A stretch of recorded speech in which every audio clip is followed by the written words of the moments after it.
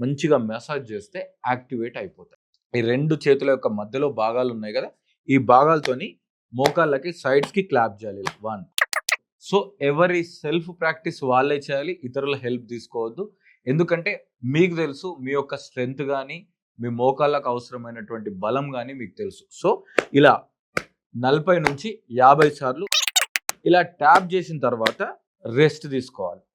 ఎన్ని సెకండ్స్? ఒక 5-10 seconds rest తీసుకొని, ఇప్పుడు మనం మోకాలికి సైడ్ కవర్ చేస్తాం కదా, ఇప్పుడు లోయర్ భాగాన్ని, అప్పర్ భాగాన్ని కవర్ చేయాలి. కిందకి ఒక చెయ్యి, పైకి ఒక చెయ్యి పెట్టి ఇలా.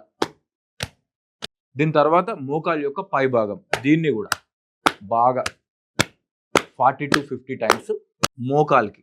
అయితే ఇది ఫైనల్ ఎందుకు చెప్తున్నానంటే, ఆల్రెడీ మీకు ఇన్ఫ్లమేషన్ కానీ, వాపు కానీ ఉంటే ఈ ఫైనల్ది చేయకూడదు. గట్టిగా ప్రెస్ చేయాలి. సో ఇలా చేసిన తర్వాత హ్యాండ్ని మార్చాలి. ఎందుకు అనంటే, మీరు ప్రాపర్గా చేసినప్పుడు చూడండి, లెఫ్ట్ హ్యాండ్ కింద ఉన్నప్పుడు మోకాలు యొక్క కింది భాగంలో లెఫ్ట్ సైడ్ మాత్రమే స్ట్రెంగ్త్ అయిన ఉంటుంది. సో హ్యాండ్ మార్చడం వల్ల రైట్ సైడ్ కూడా స్ట్రెంగ్త్ అయిన వస్తుంది చూడండి.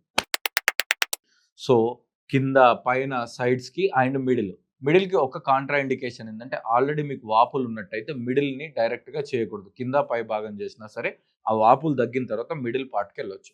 ఇది రోజులో ఎన్నిసార్లు అయినా చేసుకోవచ్చు.